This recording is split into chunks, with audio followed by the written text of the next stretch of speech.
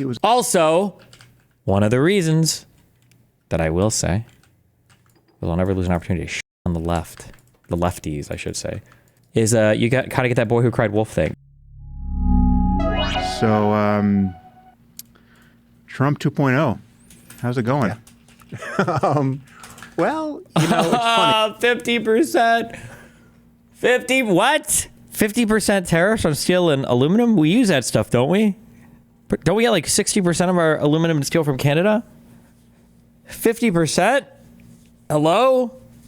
Can we roll back the Trump presidential power here? Like, I think we need a slightly higher margin to set an emergency at the border. Okay?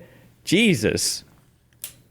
Like, I think we need an act of Congress or something to declare an emergency. Holy f***. When in the waning days of the election, I had arguments with a lot of friends of mine, and they're friends, who were going to vote against Kamala Harris for Donald Trump. And I thought their calculations were wrong. I didn't vote for Harris, but I was certainly not going to vote for Donald Trump. But I also live in Washington, D.C., so I didn't think my vote mattered all that much. But the argument that you heard from everybody was the best case scenario was also the most likely scenario. And the best case scenario for them was that it was going to be a repeat of the first Trump term, which I thought they were overly nostalgic about, and it forgot a lot of things about the first Trump term. Yeah. But they said, look, you know, at the end of the day, what was so bad? It was sort of a sophisticated version of, it was a lot of mean tweets, but the economy was great, right? And my position at the time was, that is the best case scenario, because he's not going to change. But it is not the most likely scenario. And I think we now know I was right. The first term, whatever successes there were largely the result of the fact that Trump didn't know what— You were right, but then why didn't you vote? What do you mean? If you were right, then why didn't you vote? This is why Dems lose. Citizens acting like they can bank their vote out of principle, while Republicans will just bet on red every time. Yeah, holy shit. People criticize that fucking vote blue, no matter who or whatever. Like, oh, you can't do that, guy. Meanwhile, conservatives like vote red till you're dead, okay? Oh my God. what he was doing and was constrained. Well, I want this guy on my channel. I want to hear why he didn't vote for Kamala. You know what I should do? I don't know what jokes I can make anymore. I just want a big rope that I put around my neck, and then I tie it up, and then I like stand in a bucket. I'm like, okay, I want you to tell me why you didn't vote for Kamala Harris, okay? And I swear to God, if you use the word woke one time, I'm kicking the stool, okay? One time. Good luck. By more sort of normie Republicans who narrowed his scope of options and warned him off bad things. Really? And in some ways undermined him in ways that people can legitimately complain about. Yeah, many of us spoke about guardrails at that point, and people didn't seem to care.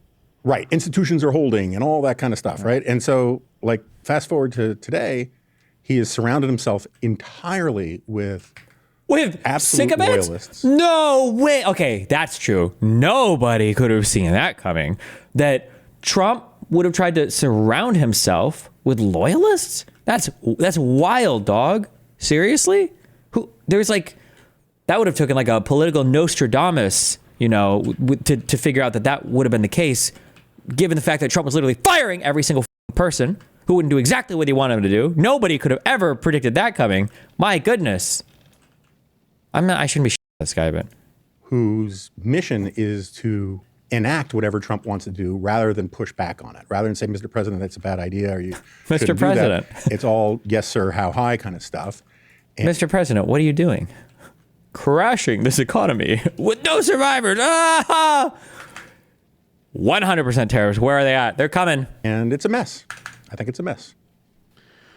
So yeah, let's talk about this. How many closeted normies do you think there are? Because I'm starting to worry that... Okay, hold on. Just because it's spammed a billion times, okay, in my chat, okay, about J.D. Vance's cousin. I don't care what some guy's dad said, what some guy's cousin said, whatever. I know that a lot of people like these stories, or a lot of people like to watch. I don't give a fuck. I don't care. I have never cared what Barack Obama's half brother says, or what some guy's dad, Elon Musk's dad says, or what JD Vance, because I don't give a fuck. I don't care. I don't care. I super don't care. I don't care. There are not that many. I find that the people I know who voted for Trump, and many voted very much in the spirit in which you just described. They looked at the first term. They thought that's everyone's fears about authoritarianism or corruption or self-dealing or just sheer chaos. All of that. Somebody on my subreddit, who was that guy who was like, "You guys don't understand blue collar workers or whatever." Stop! Don't do that. Why are you doing that?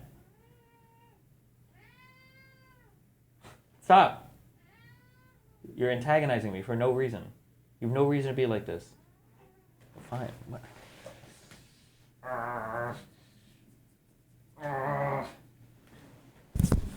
Jesus.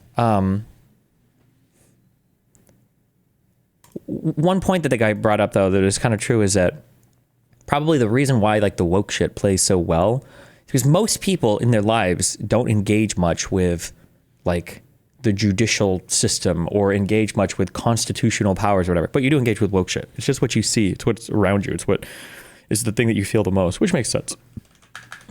That was overblown because that's why culture issues is such a driver for elections. And it's why Democrats say this, even Republicans say this sometimes. People will say like, Americans care about kitchen table issues or tabletop issues. No, they don't.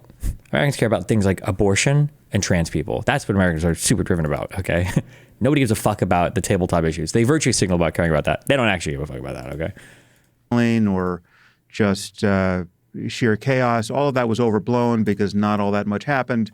I mean, these are people who didn't care so much about January 6th for some reason, or his attempt to actually steal an election prior to that. So like for January 6th, like why would you care? Most people don't give a fuck. Who cares? What are you going to do? What? He does a little bit of authoritarianism. Who cares? How does that affect me? I don't care. The big lie that the election was stolen from him, et cetera, et cetera. The people I know who voted for Trump heavily discount those indiscretions and looked at his term and said, he was also one of the reasons that I will say, because I'll never lose an opportunity to shit on the left, the lefties, I should say, is you got to get that boy who cried wolf thing. If you call everything fascism and everything racism and everything Hitler, then eventually when it comes around, it hurts. You can't really call anything that anymore because now people have just seen you say that over and over and over again, which was a big problem as well.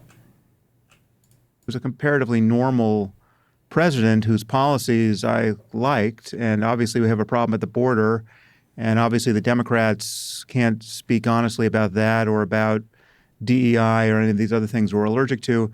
So there's not much of an issue. And now with all of these loyalists appointed, I mean, when you see someone like Kash Patel brought in to run the FBI, so I debated Ben Shapiro a week before the election, and he was assuring me that Mike Pompeo was going to have an outsized role in the administration. This is probably, a month before his Secret Service protection was stripped. Sorry, young people, get ready to be triggered. Americans don't really care about social health care in general either, or am I wrong here? Rather, the immigrants. If by social health care you mean like socialized health care, most Americans are happy with their health care. It doesn't feel that way based on what you see on social media. It doesn't feel that way based on what you're doing. But most Americans are happy with what they get. Most Americans are fine that they get it through their job, even though that's retarded. And the people that feel like the strongest about healthcare and how unfair it is are young people who don't even consume healthcare. So that's like a mirage issue that progressives think that they're always going to like be able to dominate on. But the reality is like most Americans don't give a fuck. If you want any evidence of that, just look at what we're talking about the most. Healthcare has not been like a primary driver of anything for American opinion. I think they'll say it sometimes, but how much of what has Trump said about healthcare? Nothing. We've got immigration, we've got tariffs, we've got even foreign policy, which is something classically Americans don't give any fuck about. At least post like any immediate war that we're involved in. Even that's getting more airtime. Nobody gives a fuck about healthcare in this country. Okay. Stripped off in an obvious attempt to cow people and show you just what kind of price you could pay if you were not a perfect loyalist. But everyone has just moved the goalposts, and now they seem to feel that this is all acceptable, and even quite a hopeful sign that we're going to doge our way into some sort of golden age of American renewal. Yeah, so I mean, a couple points about that. One, I think bringing up the Pompeo security stuff, John Bolton, the others as well. I think bringing up the Pompeo security stuff, John Bolton, the others as well, is really worth just pausing on for a moment, because it's not just that Trump got rid of the security protections. He announced it to the world. Yeah. He effectively put a target on these people's back and said, you have a free shot now, which is just despicable in all sorts of ways. If you tried to do that in a movie, everyone would recognize it immediately as immoral and villainous. Also, we need more. Did we run out of Mission Impossibles or something? Do we need more movies to show us what bad guys look like? Because every single thing Trump is doing is like, obviously, this is like he's the most bad guy coded person ever. Like, you can't get more bad guy coded than just the way that he fucking talks. Look, we don't know each other that well, but I'm going to go out on a limb and suggest that the people you talk to tend to be on the overly intellectual side. They're people who deal with words and images and concepts, and they're very good at intellectualizing and rationalizing things. And among that crowd, I think you're exactly right that this has happened. There's something that happens to people when they make bad decisions. Rather than own up to it and say, my gosh, I was wrong, they look for new reasons to convince themselves first and then others that no, in reality, they were right. And that's where the goalpost moving goes. I don't think that's true at all. I don't think that that's the psychological phenomenon happening at all. That they were like, oh no, things aren't going as I wanted them to go. Now I have to think of something new. I don't think it goes that way. I think it has, I don't think the goal was ever like that clear in the first place. I don't think there was ever a clear destination in mind that they now have to pivot from. Mm-hmm. I think that critics of Trump, right, which we both are, need to work on being careful about conflating those people. Some of them were good people. I just think they're wrong, right? Those people, the sort of the professional Trump apologist class with the median Trump voter, right? The voters that gave Trump a narrow victory, and I keep hearing about all this landslide stuff. It was a significant victory. It was a decisive victory. All that swing state stuff matters, right? The county movement stuff matters. But let's keep it in perspective. It was the 44th narrow victory. The professional Trump apologist class with the median Trump voter, right? The voters that gave Trump a narrow victory, and I keep hearing about all this landslide stuff. It was a significant victory. It was a decisive victory. All that swing state stuff matters, right? The county movement stuff matters. But let's keep it in perspective. It was the 44th biggest electoral college win in American history. Right. And he won the popular vote by what, 1.5, 2 million votes or something like that? So in the history of American politics, it's a pretty narrow win. The people who made that majority, the Hispanic mechanic who felt, besieged by COVID and inflation and all that Hispanic kind of mechanic. stuff, they're not paying attention to, they weren't paying a lot of attention when he was president the first time, and they're not paying a lot of attention to this stuff now. The idea that they all endorse everything that he's doing, you can get that impression by listening to the Fox News crowd. But if you actually just look at the polling, his pardoning, which I thought by itself was an impeachable act on his first day, his pardoning of the January 6 rioters is not popular. It's just not polling well. I don't know how I feel about that statement. I have to think about it. I might come around and agree with that if I thought a lot about it. It would be kind of weird to impeach somebody just for exercising a super constitutionally granted political power. The problem really isn't the fact that he pardoned the J6 people. It's the fact that J6 happened at all, and then he was allowed to run again for election. That's the big problem. He should have never been allowed to run for another office. But we basically nuked the 14th Amendment because we didn't like how inconvenient it was to Trump. So, and so in some ways, I mean, just as a matter of rank punditry, you can make the case that Trump is already repeating some of the mistakes that Biden made, which is thinking he's got a much bigger mandate than he does. I think the concept of a mandate is garbage to begin with. But thinking he has a much bigger mandate than he does, and that he has a mandate for these boutique, demagogic, authoritarian moves that the guys who were voting on egg prices and inflation and maybe the border weren't voting for Kash Patel and Dan Bongino to run the FBI. They weren't voting. True. I feel like people aren't talking enough about the injunction of the SAVE program and IDR for college. There is no communication on if those programs will have an extension renewed this year. I don't know what either of those programs are. So For purges in the Justice Department. And to think that he's got the endorsement of the people, even all of his voters, for all that stuff, I think is a political miscalculation. It doesn't get us out of the problem that he's president and nobody else is, but I just don't think that outside of his core base, the very online crowd and all of that, that he has got the kind of popular support that people want to, for either to support him or to criticize him or to catastrophize about him. I don't think he's got that level of support that he thinks he does, and that the people who are the most scared or the most happy about what he's doing think he does. This is random. Can someone explain how undocumented immigrants pay taxes? I saw an article like they paid billions, but how? Genuine question. So there's two ways that illegal immigrants pay taxes. So one is the obvious way, in that they pay consumption taxes that you pay for at the point of sale, right? So if an illegal immigrant goes to the store, buys something, they pay sales tax on it. The second kind of weirder roundabout way is oftentimes, if you're an illegal immigrant, you could get paid under the table. So somebody's giving you cash, right? In which case you get nothing is taxed for your income there. Or they'll buy stolen Social Security numbers. If you can give a stolen Social Security number to somebody when they're filling out your I-9, it is the I-9, right? I just filled out one of these for an employee recently. I keep forgetting the abbreviation. I think it's an I-9. But if you fill one of these out with a stolen Social Security number, then what that means is that while the immigrant is working, while the undocumented immigrant is working, there are federal FICA taxes, so Social Security, Medicare taxes that are being withheld from that worker's wages that are going into Medicare and Social Security. However, they're not going to be able to recover that when it comes time to applying for Social Security, Medicare, because it's a fraudulent number. And if they have to show an ID or anything, they're going to be fucked unless they fake all that shit too. But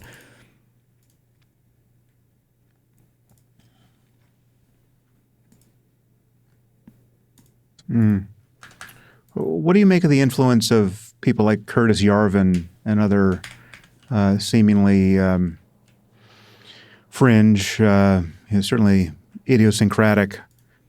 What would you say to people who argue illegal immigrant labor is the modern equivalent to slavery? I would say that's fucking retarded. Illegal immigrants that kill themselves to get to the United States to work, even illegally, are obviously making this choice a lot more than a slave was.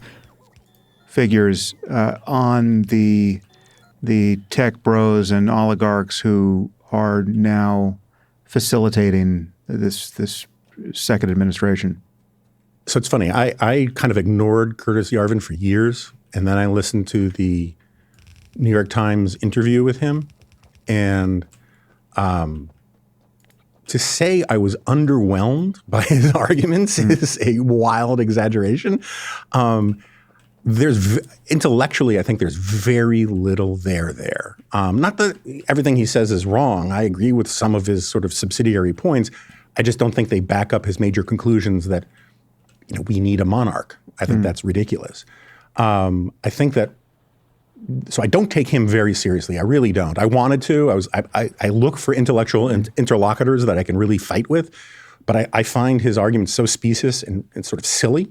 But what do you make of the fact that people like Peter Thiel and Mark Andreessen and all of these other people who are have been quite instrumental in building Trump 2.0? I mean, they arguably introduced J.D. Vance to Trump, and if Vance becomes the future of the party, well, then they certainly will largely own that, and they are really they're not even. Have you checked out Curtis Yarvin? I feel like I've read one thing, but I don't know, it just seems retarded to me. I don't know. Maybe, we watched Joanna's video on it. Maybe we'll watch more in the future. But Destiny is spreading misinformation, saying they only get paid under the table or use stolen Social Security numbers. They get ITNs illegally under their name. Should be prosecuted. Okay, you're banned. What? Why not just say they can also do this? Why would you assume I'm spreading misinformation on something you could just Google?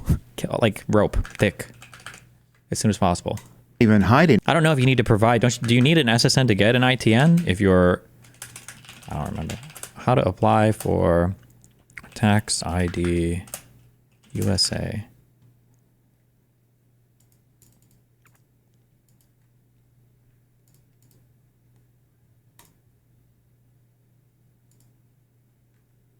Fuck, I'm not looking through this right now. But there has to be at some point where you verify an ID as an American citizen or something. Otherwise, every foreigner would just come to this country, get a tax ID, and then just work and never have any penalties or anything. No, it just seems. But I don't know. In it, they're quite influenced by Yarvin and the people he reads, and some of the people he reads are actually Nazis. Yeah. So as I was about to say, I don't take him seriously. I take it very seriously that important people take him seriously. Yeah. That is very disturbing to me. The red pilling of the sort of tech bros has been sociologically fascinating and I think really problematic. I have a theory, I got it from a friend of mine, that Peter Thiel, I used to really admire a lot of Peter Thiel stuff. I liked the seasteading, techno-libertarian stuff, let's get jetpacks, all that kind of thing. And I think that there's a huge problem. I mean, I've said this for so long with Jordan Peterson and the like, with people just overestimating their competency in one realm, or rather they are very competent in one realm, so then they overestimate their competency in another realm. And I feel like politics is especially vulnerable to this. Like, oh, I'm an engineer. Oh, I've done a business once before. So like now I also know how to construct entire governments. And it's like, that there's like thousands of years on debates and experiments on what the construction of government should be. And the idea that some retarded dipshit fucking crypto bro can stumble onto the space and like, oh, actually, I was like, bro, get the fuck out of here.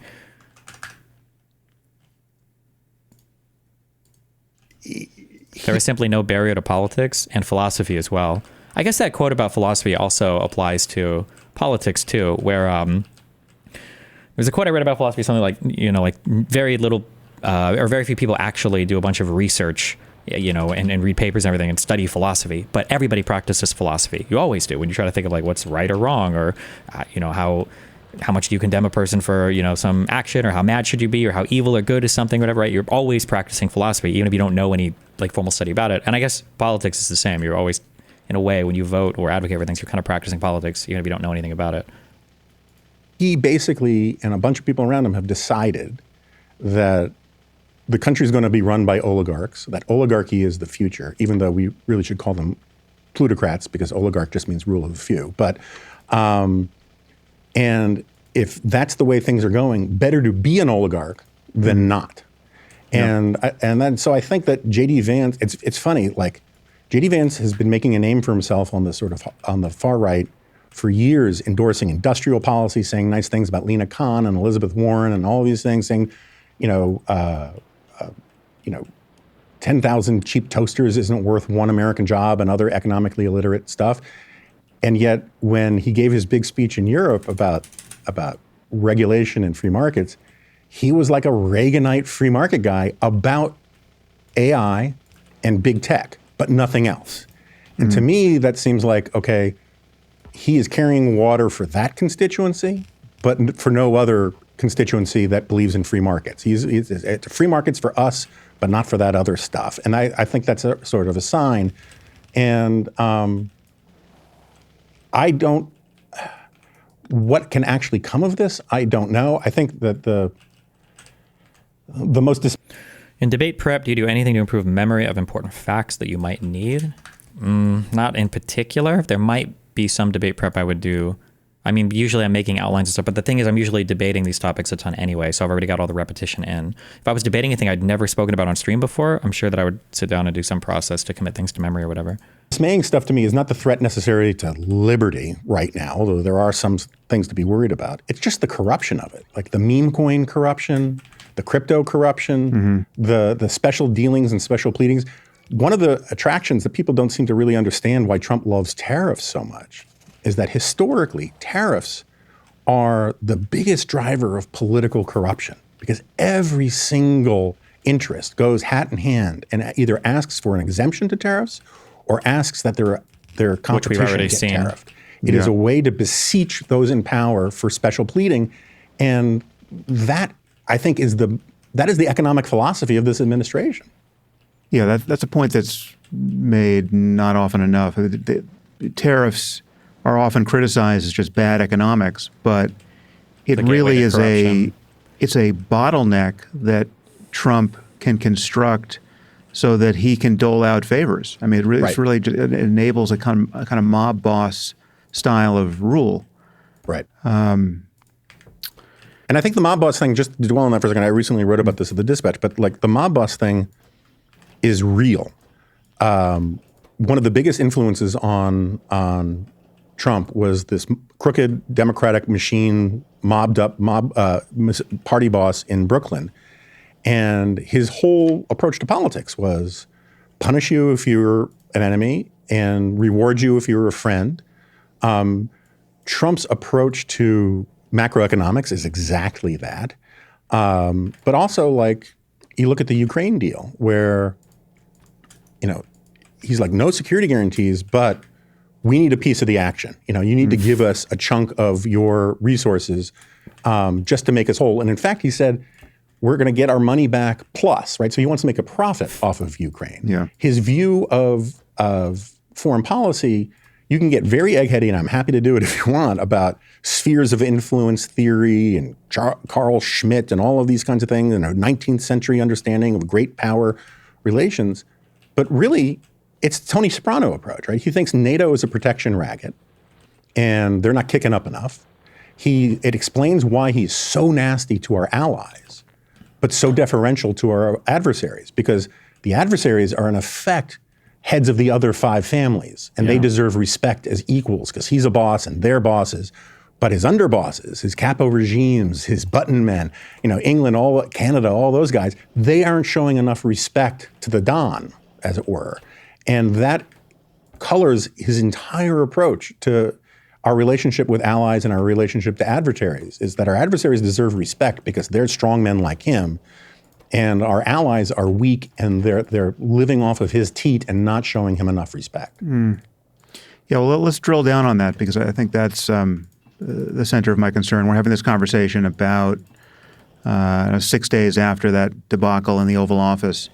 Many people have analyzed it. I think there are two diametrically opposed views of what happened there.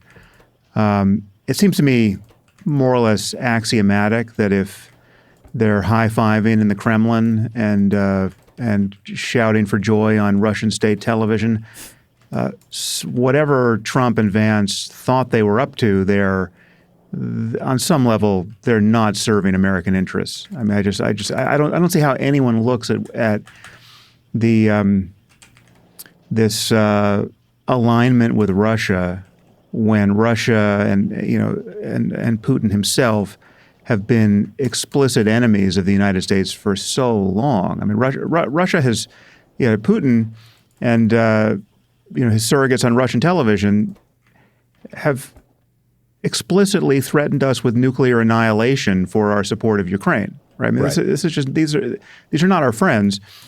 To leave aside everything else they've been doing to try to undermine American democracy. I mean,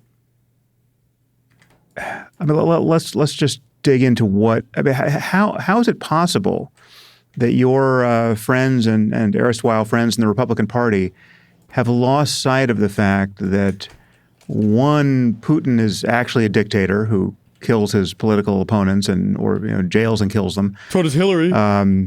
As well as journalists.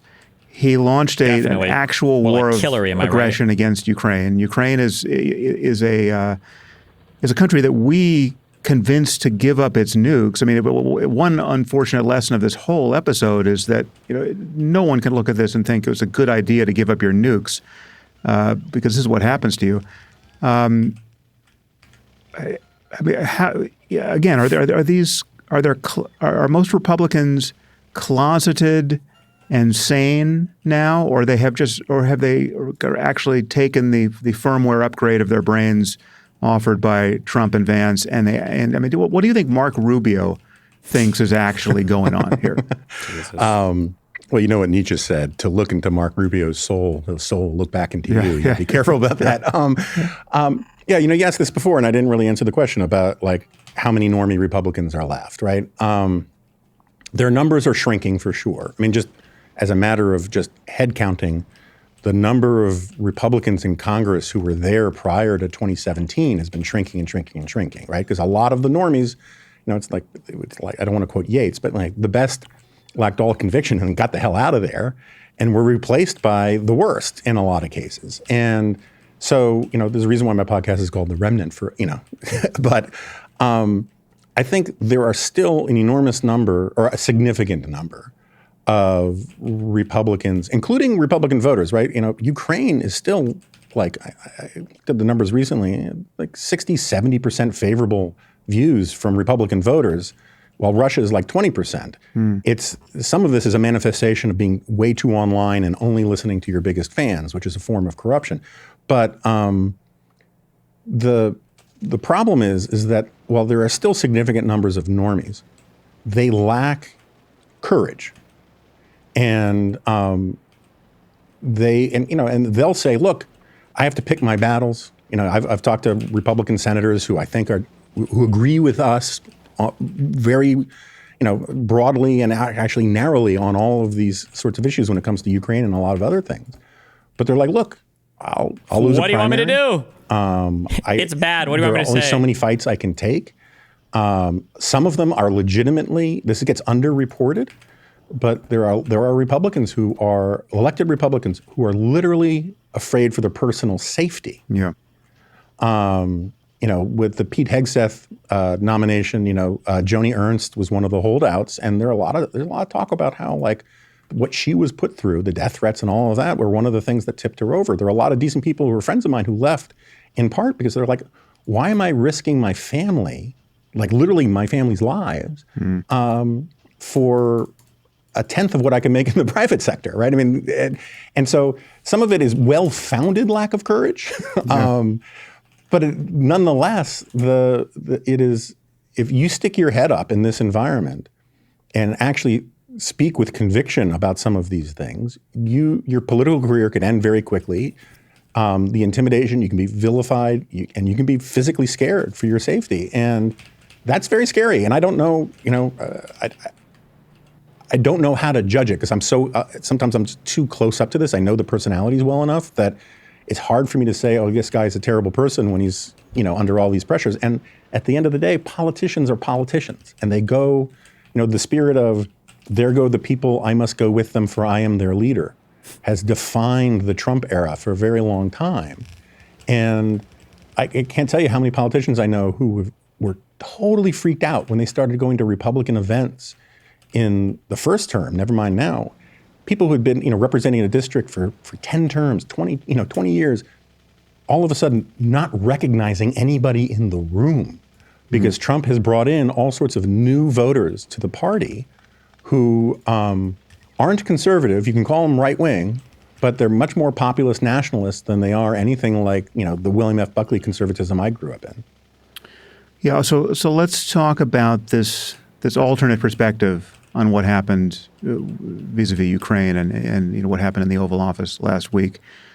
There's I've heard it in various pieces. I did a podcast actually just before that Oval Office incident with Neil Ferguson, who was surprisingly open-minded about the wisdom and probity of the Trump administration. We had, I pushed back on many of his general points, but many people felt that I let him get away with murder simply because we pitched that episode into the chaos of what happened in the Oval Office. I mean, we had recorded it the day before, but then released it, and it was perceived very much through that lens as this is our response to what had happened here, and it did not age well, even by the hour. But I think Neil would say, and again, just forgive me, Neil, if I'm getting you slightly wrong, but based on what he said last week in our podcast, and I've certainly heard other people say as much since, that what's happening here is that the Trump administration has recognized that the U.S. cannot fight multiple wars now. We can't fight a war with Russia and then also maybe fight a war with China and then also maybe help Israel fight a war with Iran. I mean, we actually have to triage our commitments here. And wait, is he giving someone else's argument? Does he believe this?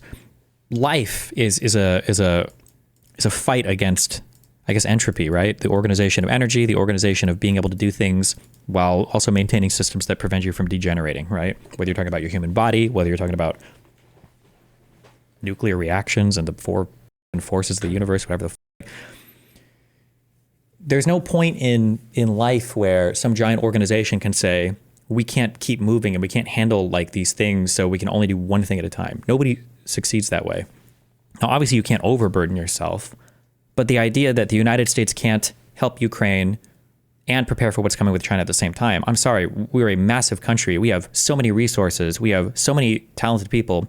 We have a huge government with tons of different arms that are dedicated to different things. That's just an absurd. Oh, he was talking about his guest position? Sure. Okay, yeah. But that's like, it's an absurd proposition. I hear people say that. Trump says that, right? Like, oh, we can't do all these things. We can't fight all these wars. Blah, blah. Yeah, we can. What are you talking about? We're the United States of America. We're not fighting any wars. We can supply Ukraine. That's easy. They're fighting that war. We're sending money to Israel. We're not fighting their war. Like, in terms of overall conflict right now, we're not really involved in that much compared to the beginning of Biden's term or even Trump's term last time. So I don't know. I think it's just stupid. The charitable analysis of what's happening with Ukraine is that Trump has recognized that we have to really put our entire focus on this rising risk of a collision with China. And so we have to get out of the business of policing Europe, let Europe take care of Europe. Ukraine is not a crucial American interest, even if you might think we have some moral obligation to support a democracy that has been attacked by a true enemy of democracy. We're just doing triage here, and we're now pivoting to Asia. What's wrong with that analysis? So this is one of the great frustrations I have in the Trump era. And Neil Ferguson is a friend of mine, so I'm not ascribing this necessarily to him. First of all, go off, King. The goalpost moving you referenced at the very beginning of the conversation among your friends, there's a lot of that in the intellectual classes, in part because a lot of people want to be relevant, to have influence in the administration, to be part of the conversation. And you just see that, again, I'm not ascribing this to Neil, but like it's replete across vast swaths of the world I live in. This idea that somehow you can define reality slightly differently and get as both a defense of Trump and an inducement to get him to do something, or to make the best of the policy. And I've seen a lot of that about the mineral deal with Ukraine, where people are just sort of wish casting about it. But in the abstract, right? The case that you lay out, that is a on its face, an intellectually defensible argument. Barely, but not really. Nah, it is cringe. It's cringe. You can just call it cringe.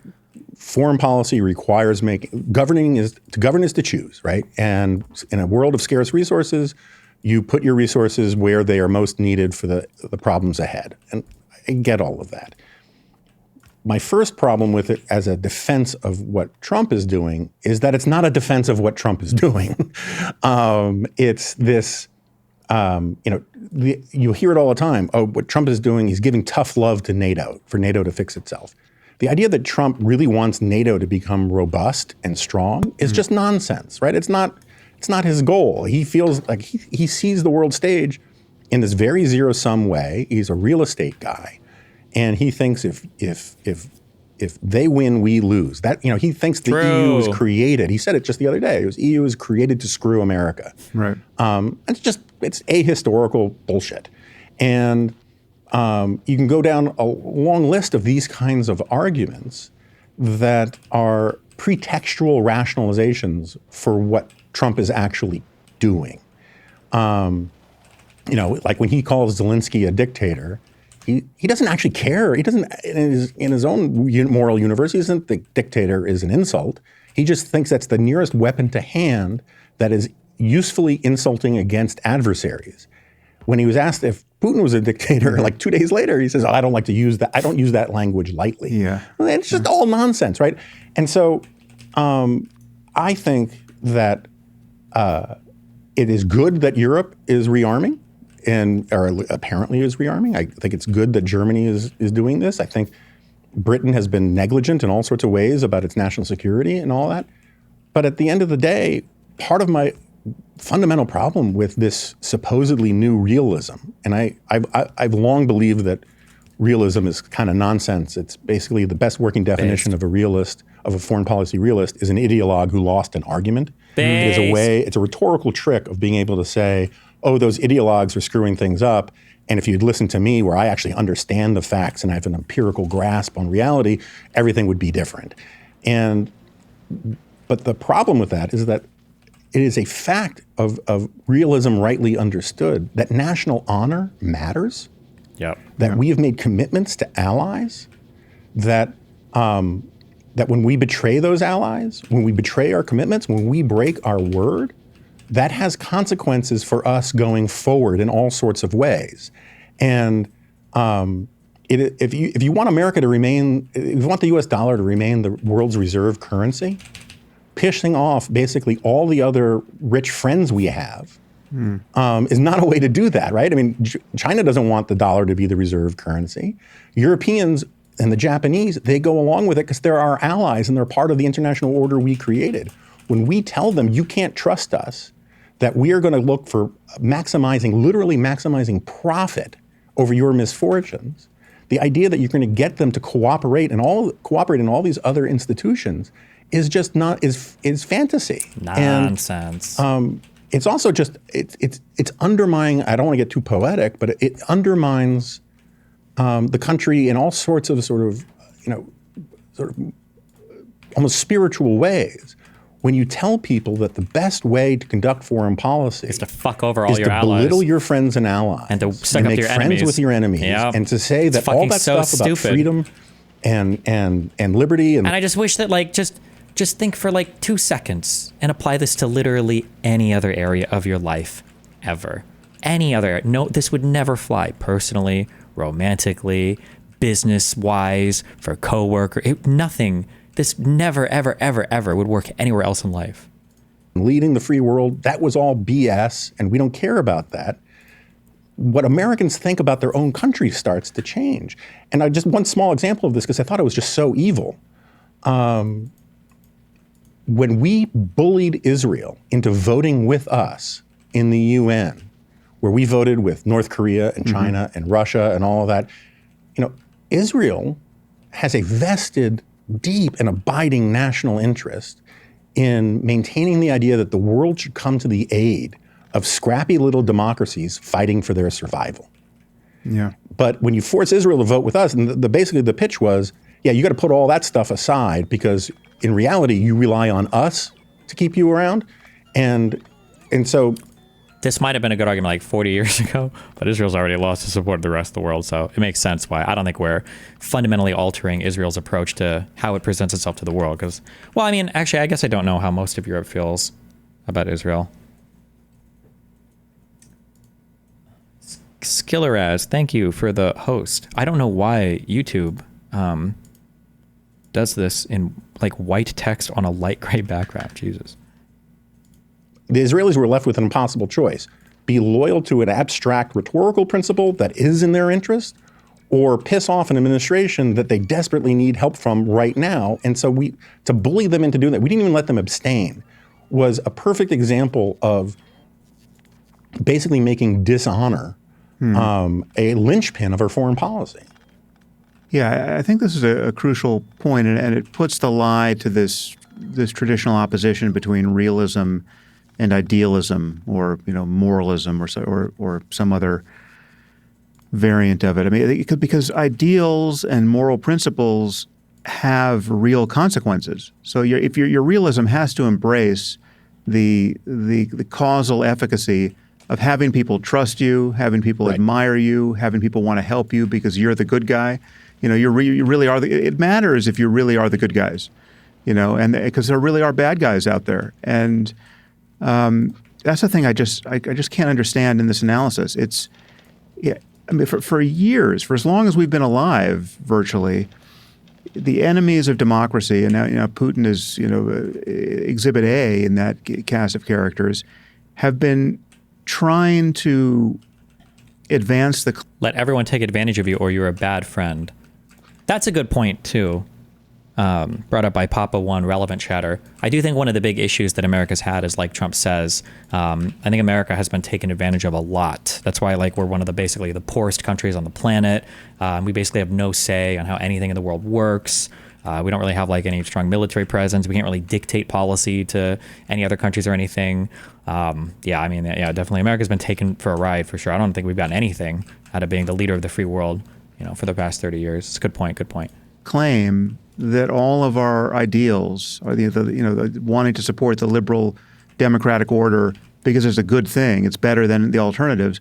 All of that is bullshit, right? Right. There really are no deeper ethical principles that govern the relationships among nations. There's just raw power. There's just bullies and aspiring bullies. And Trump, in a few short weeks, seems to have fully ratified that view of America. And he's just revealed us to be totally transactional and extractive in our relationships with our allies, and even extortionate. I mean, Zelensky effectively has a gun to his head, and Isn't this a populist issue that they have to live in two worlds at all times? The one where we are the weakest nation being taken advantage of, while also being the reserve currency of the world and the most powerful military? No, there's always a way. Nobody lives with permanent cognitive dissonance. If they say they are, or if they're presenting two stories and they're lying about one of them.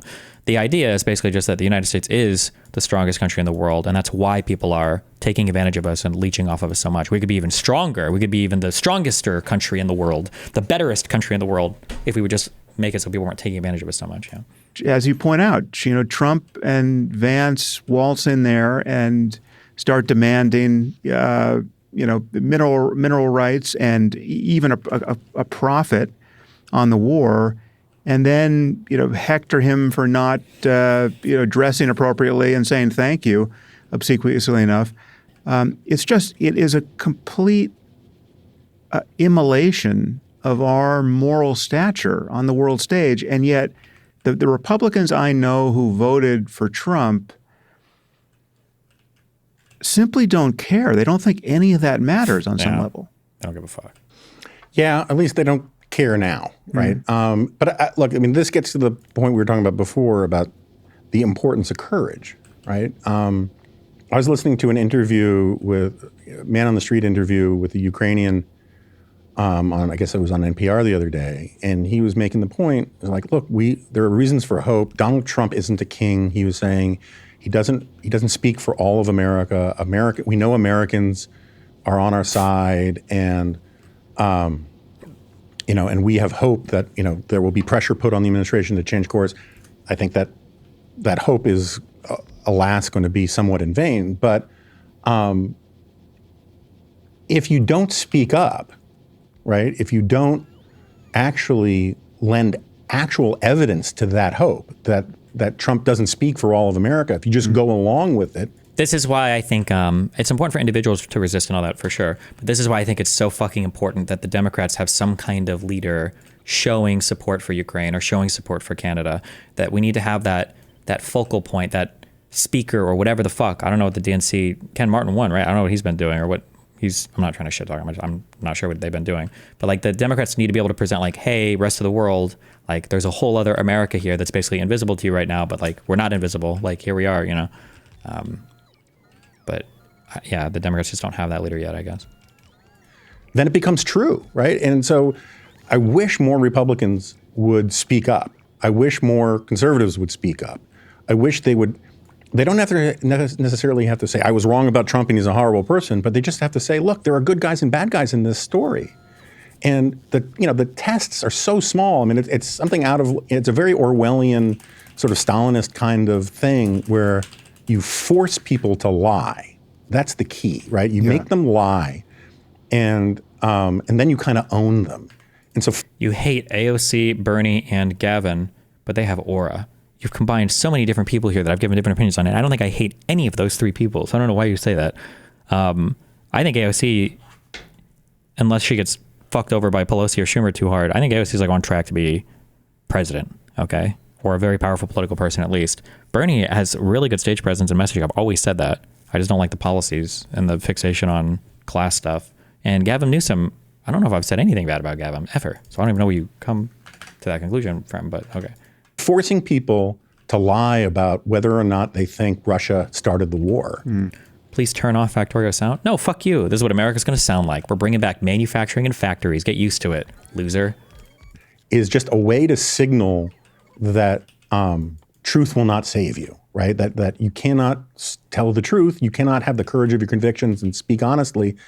And that creates an environment that... Do you like this good guy, bad guy framing?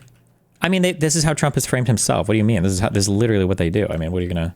I mean, Trump wants this. And yeah, I do think we should have good guy, bad guy framings to some extent in politics. I think that people who are authoritarian or anti-liberal, I think, should be framed as bad guys from a liberal sense, because they are. And we're framed as bad guys in their world, right? Make no mistake, people like Hassan or people like Trump who are anti-liberal, they don't frame you as just being, you know, another person to contend with. You are the bad guys in their narratives.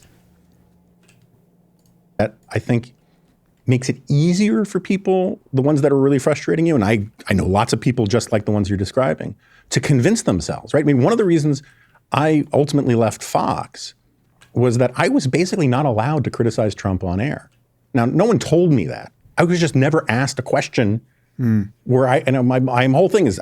Okay, I stand corrected then. I just saw a clip of you being really sour on Bernie about billionaires. Okay, so when you saw a clip, we'll ignore that you've apparently decided my entire opinion on based on a clip that you saw. It was probably 20 seconds long. 2, I am sour about the billionaires messaging because I think that it's bad policy. I think Americans don't care about billionaires at this point. So I think it's a loser message, number one. And number 2, it's bad, like, in effect, to just the fixation on, like, somehow billionaires are the solution. And, like, simultaneously, the cause of all our problems and our salvation is through taxing them or something. I just think that's bullshit. It misses way too much.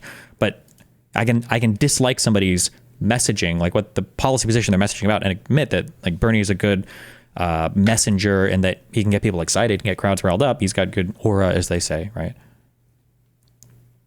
Don't lie, right? You ask me a question and I'll answer honestly. So if you only ask me questions about what I think of Nancy Pelosi and you never ask me what I think about Donald Trump, it'll sound like I'm on board. And the way Fox operates, the way, the most of the MAGA echo chamber operates, and the Republican Party now operates, is that silence is taken as approval and consent, and you create an environment where breaking that silence gets punished. And the case you just referenced is money in politics is rated really high for problems facing Americans last month, according to Pew. I disagree. I think that Americans might say that, and some of them might even think they feel that way, but I don't agree that they actually do.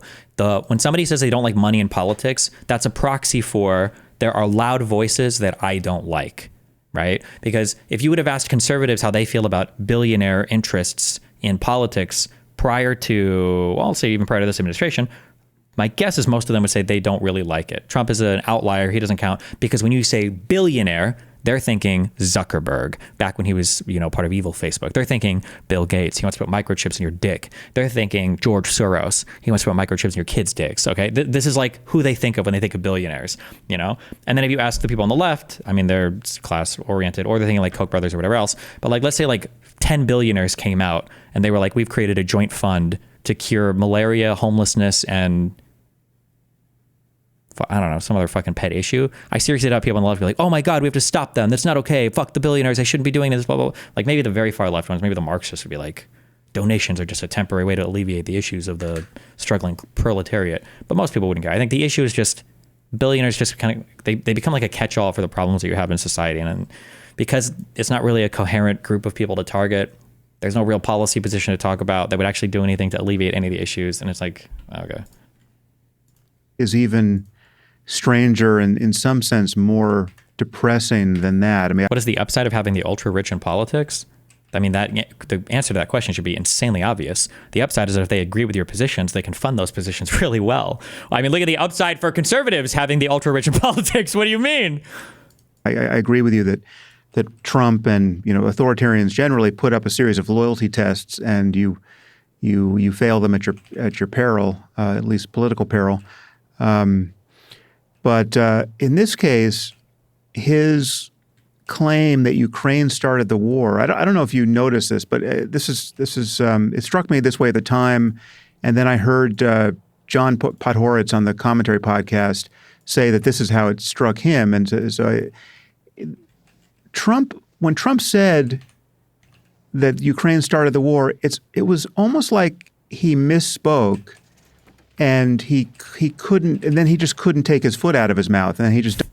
What kind of populist messaging would you be supportive of? I don't like populism. I don't think we should support that messaging. I think populism should be seen as dangerous. I think the support should be in favor of liberal democracy. I think that when the system has no defenders, I think you're in a very scary spot where you leave yourself vulnerable to all sorts of like horrible things being able to happen, which is where we're at right now, right? One of the reasons why Democrats, I think, have so much trouble kind of like mounting an effective response to Trump's campaign is because Trump kind of took up the messaging that both sides were giving, but I don't know if the Democrats realized how much they played into it, where it was like, oh yeah, what's going on with the system today? Well, it's run by lobbyists, it's run by corrupt, the donor class, it's run by the billionaires, it's run by the wealthy and the elite. Even if all the data, might show to the contrary, it doesn't even really strongly support that. They kept saying that. Well, if you're going to say that over and over and over again, and then Trump comes into office and now that's his messaging, well, how are you going to counter message to that? Because you've basically sold that same message, for years as well. How are you going to defend a system that you also said was rigged from the start over and over? Like, you're fucked at that point. He doubled down on it, and then everyone was forced to insist that the emperor has clothes after that. But it's like he actually was. This is the worst take I've ever heard Destiny have. Taxing billionaires is the only way to save our economy. Bro, taxing billionaires isn't going to do anything to save your fucking economy. What the fuck? It's such a stupid fixation, bro.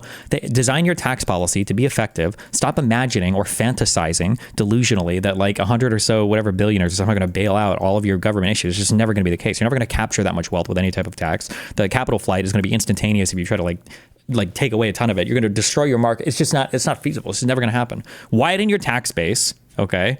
That means middle class is going to have to start chipping in. Okay. And maybe even the working class. All right. Widen your tax base and then up your rates on your top progressive taxes, and then figure out other clever ways to capture money from people earning money in other ways. So like your capital gains rates, long-term capital gains, that should probably be higher. I don't know why it's as low as it is. Up that a little bit, and then find ways to force people to step their bases up in investments so they can't just have unrealized gains fucking forever. Find ways to capture more revenue that way. But it's not just going to be billionaires that can bail you out of all of your economic problems. That's the one thing. It's just stupid. Wasn't making the claim in any kind of straightforward way that no, history is other than you think it is. Ukraine actually started the war. He was sort of riffing. He was saying, you've been disagree, Destiny. You can disagree with me if you want, but you're just wrong. This isn't like an opinion. Like, you can look at the amount of wealth that billionaires have and think of ways like you have nothing. It's an emotional position of like, I think the billionaires can bail out the country. They can't. It's just retarded. It's not even like a reasonable minds can disagree. It's just you're incorrect. I don't know what you want me to say. Started the war. He was sort of riffing. He was saying, you've been fighting for 3 years. You should have put an end to it. You shouldn't have started it. And he sort of blurted out the phrase, you shouldn't have started it, and was anchored to it. And then you watched the ripples through the epistemology of the Republican Party, where people had to figure out how to construe that utterance. Delete the cap on Social Security, then expand SS to all Americans, and you have the start of a UBI. So deleting the cap on Social Security would be insane. That would be one of the most insane tax increases of all time. You can maybe raise the cap on Social Security, but the issue is you shouldn't be tapping, one issue we already have with Social Security is that people borrow from that fund. You probably shouldn't be using Social Security taxes though to fund other things in the government. Like Social Security should never be used to fund UBI, because once you start putting political demands on the Social Security fund, you're in a world where you can lose the Social Security stuff because of political stuff. Social Security should be its own thing that nobody fucks with, that nobody touches. It's not used for any other purpose. Just Social Security is there. If you want to raise the cap a little bit, maybe to shore up issues with the Social Security fund, maybe. But I don't even know if we need to raise the cap. I'm pretty sure the only issues with liquidity in that fund right now are just the fact that the federal government borrows from it. So if you raise the cap, you can do it, but the federal government might just borrow more from the fund. So it's like, what the fuck is the point? as anything other than The marginal tax rate used to be extremely high, and the country underwent massive expansion in the middle 1900s. History is literally against you. No, tax code is against you. You just don't know how taxes work because you probably have never filled out even a 1040 easy in your entire life. That tax code doesn't even exist anymore. The actual tax rates might be high, but the effective tax that people actually pay was not 90%, like some people like to say. Some people like to jerk off that marginal tax rate. If the tax rate is 90%, people aren't earning money on ordinary income. They're shifting their money around through other means, right? You can't make the rates that high and expect that people are just going to pay it. Especially in an international market today, you're just going to have people just flee to other markets and earn their money elsewhere. Don't the top 1% own like 30% of America's wealth? Why wouldn't you be able to raise serious money by taxing them more? What does owning wealth have to do with anything? We don't tax wealth in this country, and there's not really a good way to tax wealth. Generally we tax income, or we have use taxes or whatever.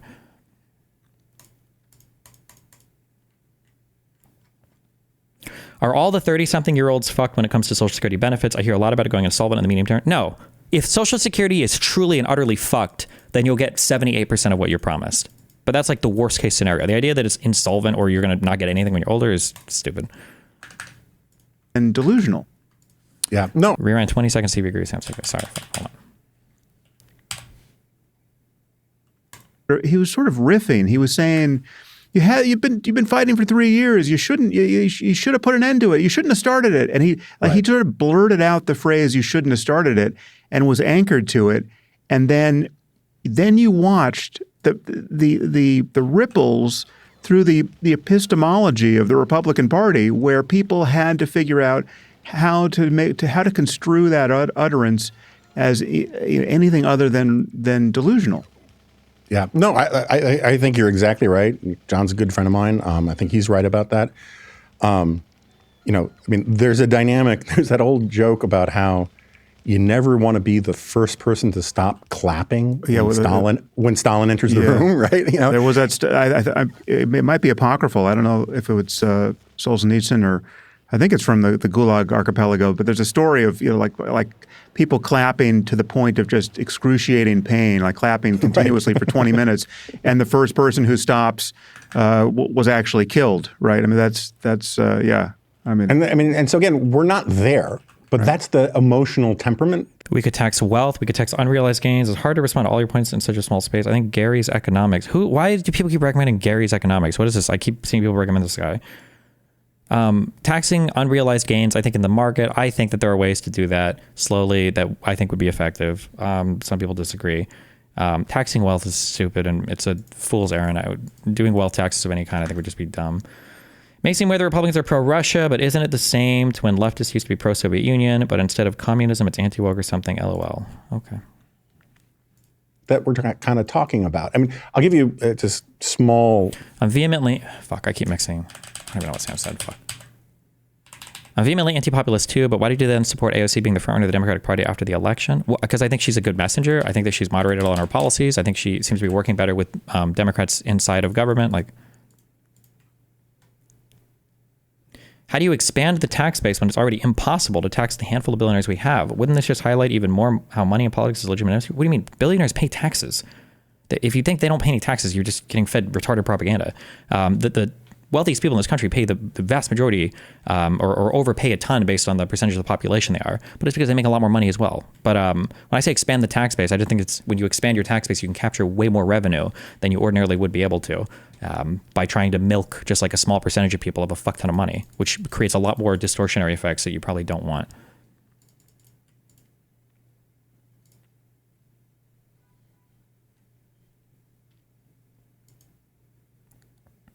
Why are you so against wealth taxes? I know you say it sucks, but why? It sucks because, one, valuing somebody's wealth is already incredibly difficult to do, right? So if you own a house that hasn't been sold for a long time, is like, how do you value what the actual price of the house is that you're going to pay a tax on? Two, where does your wealth tax start? Like, are we going to start forcing business owners to like liquidate their businesses just to like slowly have their wealth drained every year by the U.S. government? How do you even value a business that's like privately held? I think these things are incredibly difficult to do. The amount of people you have to hire to do it, it's just a bullshit. It's just too much. I think it would just be better to have like step up in basis taxes or like higher like capital gains taxes. It would be much simpler to levy these taxes. I think you'd get more money from it. You wouldn't have to hire so many IRS agents and all this bullshit to account for it. I just think it'd be better to collect money that way. the phrase "you shouldn't have started it" and was anchored to it, and then you watched the ripples through the epistemology of the Republican Party, where people had to figure out how to construe that utterance as. There was this graph that Tesla didn't pay taxes in 2022 and 2024. Can you explain how this is a thing? I'm never going to finish this video. Fuck. After this question, I'm finishing this video, and then we'll do this Gary's economics guy or whatever. If you're not paying taxes as a corporation, then it's probably because you don't have any income to show, right? Or you don't have any profit to show, which is true of everything, right? If you spend more than you make, then you're not going to pay taxes. What would you pay taxes on?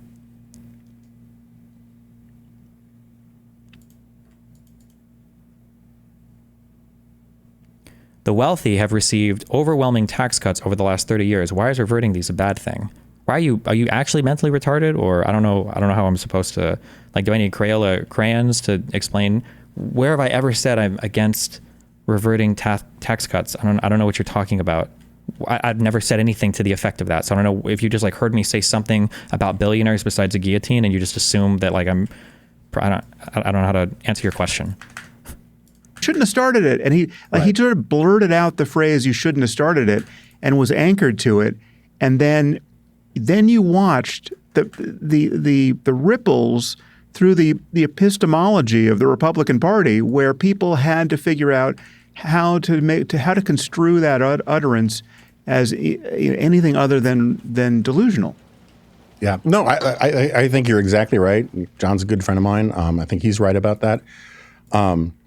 There's a dynamic. There's that old joke about how you never want to be the first person to stop clapping when Stalin enters the room, right? There was that. It might be apocryphal. I don't know if it was Solzhenitsyn or I think it's from the Gulag Archipelago. But there's a story of like people clapping to the point of just excruciating pain, like clapping continuously for 20 minutes, and the first person who stops was actually killed. Right? I mean, that's yeah.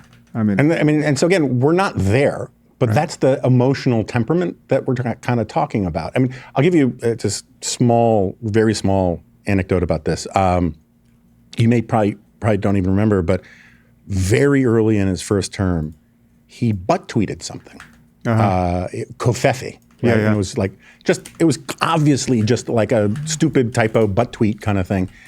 And I made some jokes about it in a column or something. And one of I can't remember if it was the Federalist or National Greatness, but one of those sort of turd polishing, Trump is great in all things, wrote an entire piece condemning me for not understanding that it was possible that what Trump was really doing was tweeting a message to the persecuted people of the Middle East that he was on their side and that they should rise up because Covfefe is only a couple letters off of some word in Arabic that would, and it's like you guys are going to give yourselves hernias trying to make his. It was like the Sharpie thing with including Alabama and the hurricane, and everyone, he was right. It's like you're not doing him favors politically. I mean, forget characterologically that ship has sailed, but like. If you surround yourself only with people who think every brain fart is brilliant, when you actually do something stupid or wrong, that's very scary because no one's going to have the courage or the political muscle to say, Mr. President, back off on that. Mm-hmm. And in an environment where everybody is told that the first test, like the job interviews for a lot of positions in government, you are asked who won the 2020 election. And if you answer wrong, you don't get the job or you get fired or you don't get promotion or whatever. And if you answer wrong to one of the other questions that's been reported was, who were the real patriots on January 6th? Right. He wants a government full of people who either are so lacking in integrity that they're willing to lie about those kinds of basic fundamental things, or so deluded that they actually believe the correct, quote unquote, correct answers. Either way, it's just no way to actually run a government. Yeah. Well, let's talk about how you trim a government. What's your impression of what Elon is doing and the DOGE efforts? I've tried really hard to be case by case about a lot of this stuff. Wow. And I have some criticisms for how the media, the Democrats, are treating some of this as making the real story.